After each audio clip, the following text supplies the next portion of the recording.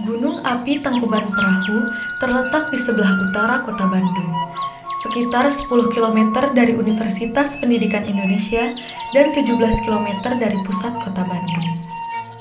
Gunung ini terletak dalam kaldera Sunda yang terbentuk 190.000 tahun yang lalu. Terlihat juga kaldera Rim sebelah barat yang menjadi punggungan Gunung Burangrang. Sedangkan kaldera Rim bagian lainnya telah tertutupi oleh endapan-endapan gunung api yang lebih muda. Situ Lembang merupakan bagian dari dasar kaldera. Terdapat kawah-kawah yang membentang dengan arah barat timur. Di bagian lereng selatan, terdapat Sesar Lembang yang berarah timur barat sekitar 5 km sebelah utara kampus UPI Setiabudi. Sesar ini terbentuk setelah pembentukan kaldera Sunda.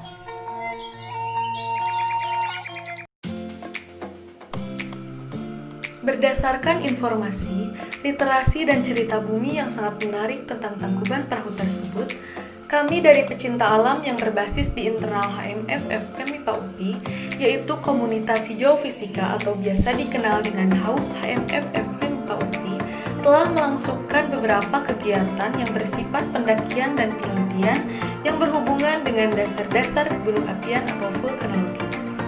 Kegiatan ini adalah salah satu yang akan rutin dilaksanakan yang berkaitan tentang penelitian atau pengamatan bersifat keilmuan alam atau sains selain melakukan kegiatan-kegiatan yang bersifat petualangan saja.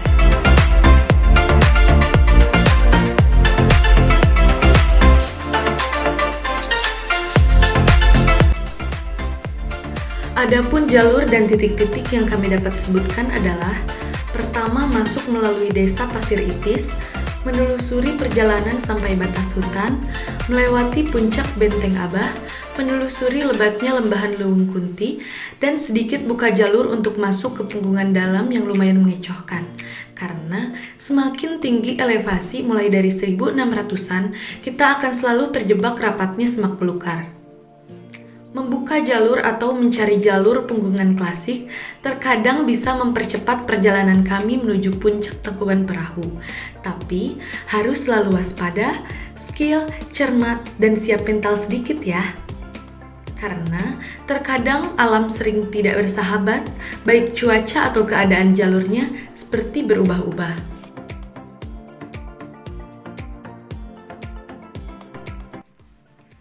Pendakian secara hiking ini dimulai dari ketinggian 1313 mdpl, yaitu Desa Pasir Ipis, menuju puncak Tangkuban Perahu secara garis lurus berjarak 4,4 km atau dalam trekking sesungguhnya sekitar 6,9 km yang berhenti di elevasi 2054 mdpl.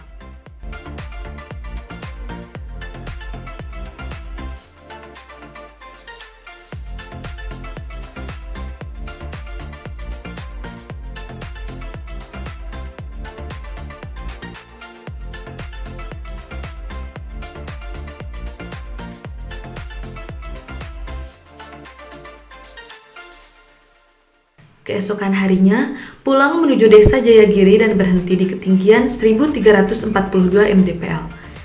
Kesimpulannya, pada saat pendakian fase 1 ini, total jarak perjalanan kami mencapai 14,06 km.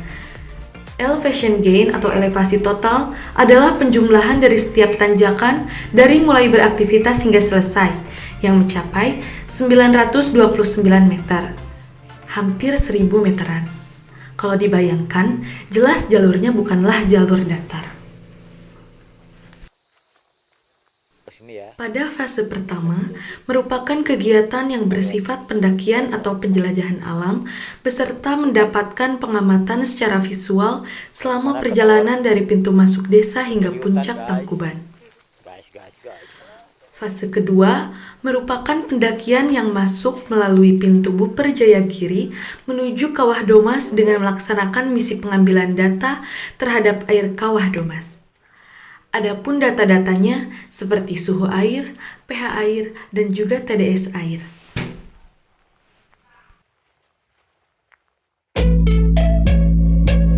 Halo, jumpa lagi. Salam rimba. Pada fase kedua pendakian kali ini, saatnya kita menuju Kawah Domas.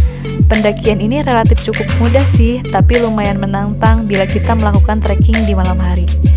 Oh iya, pendakian pada kali ini kita mulai dari pintu masuk Jayagiri loh. Setelah mencoba melewati perjalanan malam yang tumben sekali cukup melelahkan, kami memutuskan membuat bipak atau shelter untuk istirahat. Nah, pada pagi harinya kami menyelenggarakan masuk Taman Nasional Tangkuban Perahu. Untuk memasuki Taman Nasional Tangkuban Perahu, kami harus melakukan biaya administrasi, walaupun hanya numpang lewat saja loh. Aneh juga ya. Padahal nanti untuk masuk kawasan Kawah Domasnya juga harus bayar lagi. Tapi tak mengapa, perjuangan dan pertualangan memang begitu. Tapi lain kali kita pakai cara cerdas atau cara nekat ya. Hehe, kidding.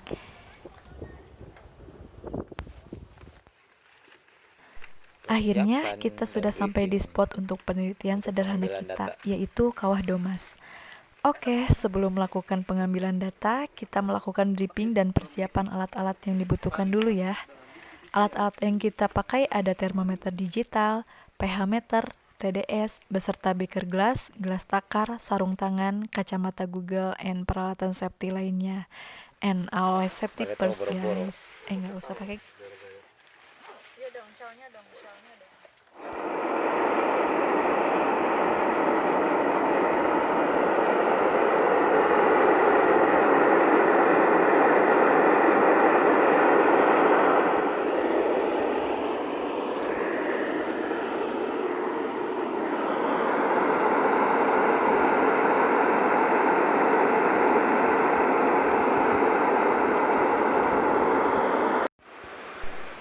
Sebagian fenomena-fenomena gunung api yang dapat kita lihat ada fumarole, salpotara, belerang, dan uap air. Sepertinya lubang uapnya cukup panas ya. Begitu juga kawah-kawah yang mengeluarkan uap air dan lumpur tampak bergejolak. Saking panasnya, kita bisa memasak telur sampai matang loh.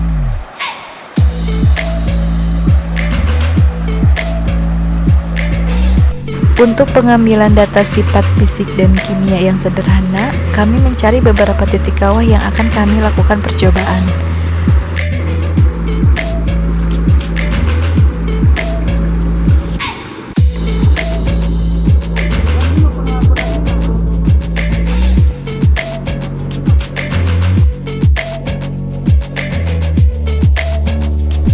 Kawah Domas terkenal selain menjadi pusat penelitian dan pengamatan, biasanya para wisatawan melakukan luluran dan berendam di kolam-kolam air kawah yang telah disediakan oleh pengelola atau yang terbentuk secara alami.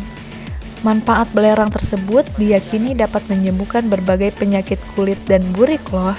Hehe, just kidding. Sekian dari kami tentang kegunung apian Tangkuban. Walaupun banyak kekurangan dan terbilang masih sederhana, mudah-mudahan dapat menjadi motivasi kita semua mengenai kegiatan petualangan dan kepecinta alaman yang dapat dikemas dalam sebuah penelitian. Terima kasih, salam rimba. Selamat datang mahasiswa baru HMF FMIPA UPI. Tetap jaya, cerdas, dan bermental baja. Sampai jumpa di ekspedisi dan petualangan kami selanjutnya. Bye-bye.